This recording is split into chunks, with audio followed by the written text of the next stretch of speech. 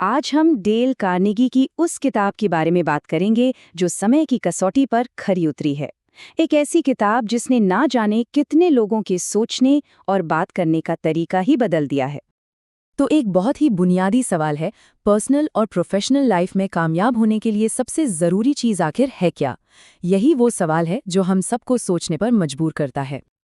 चलिए थोड़ा पीछे चलते हैं। बात है 1930 के दशक की।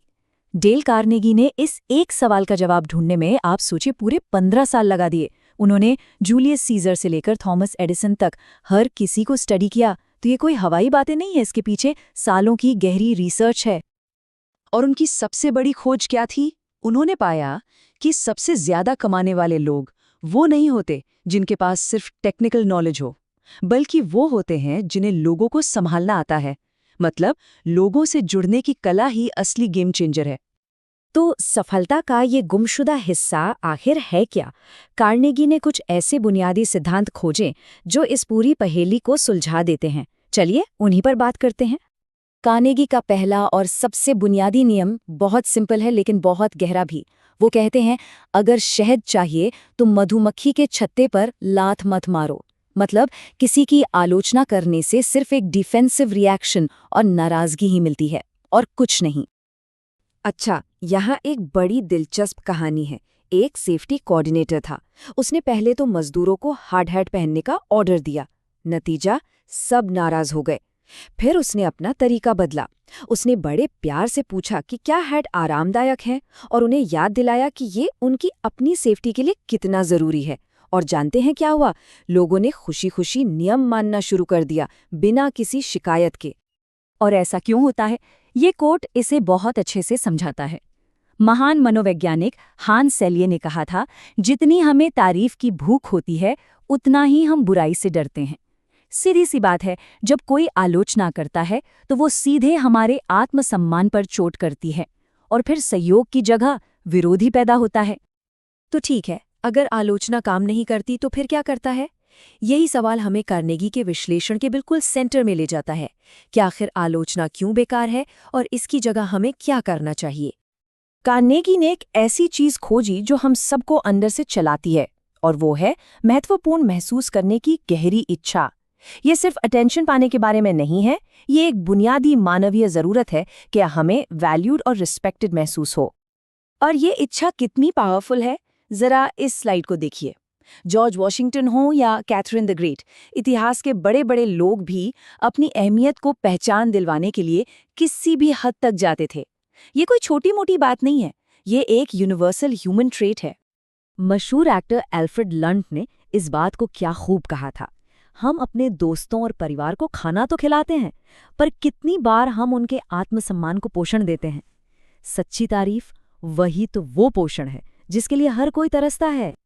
और इसका असर कमाल का हो सकता है। एक टीचर ने एक नेत्रहीन बच्चे स्टीवी मॉरिस के सुनने की अद्भुत क्षमता की तारीफ की। ये पहली बार था कि किसी ने उसके इस टैलेंट को पहचाना था। बस उस एक तारीफ ने एक नई जिंदगी की शुरुआत कर दी, और वो लड़का आगे चलकर महान स्टीवी वंडर बना।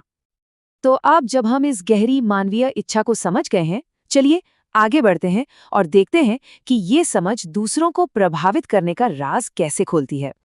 एक बार जब ये समझ आ जाता है कि लोग असल में चाहते क्या हैं, यानी महत्वपूर्ण महसूस करना, तो फिर उन्हें अपने साथ लाने के लिए बहुत पावरफुल तरीकों का इस्तेमाल किया जा सकता है।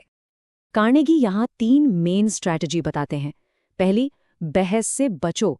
बहस जीतकर कभी किसी का दिल नहीं जीता जा सकता। दूसरी, दूसरों में सच्ची दिलचस्पी लो। और तीसरी, जो शायद सबसे ज्यादा असरदार है, वो है दूसरे इंसान के अंदर किसी काम को करने की एक तीव्र इच्छा जगाना। इसका क्या मतलब है?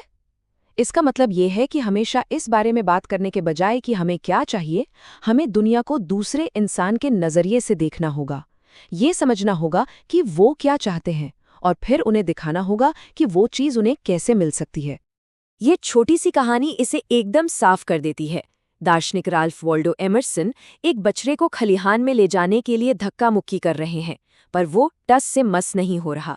फिर उनकी नौकरानियां आती है, वो बछड़े को अपनी उंगली चूसने देती है जो बछड़ा चाहता है, और बस वो उसे आराम से अंदर ले जाती है। अच्छा, इन सिद्धांतों को समझने के बाद आप कुछ ऐसे प्रैक्टिकल टूल्स पर नजर डालते हैं जिनका इस्तेमाल करके सच में लोगों का दिल जीता जा सकता है। कार्नेगी के सिद्धांतों का जो आखिरी लेवल है वो है लीडरशिप के बारे में। और ये लोगों को कंट्रोल करने के बारे में नहीं, बल्कि उन्हें इंस्पायर करने के बारे में है।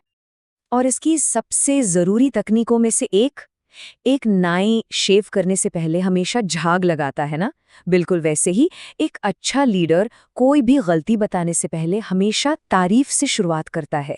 इससे कड़वी बात भी सुनना आसान हो जाता है। इब्राहम लिंकन इसमें माहिर थे।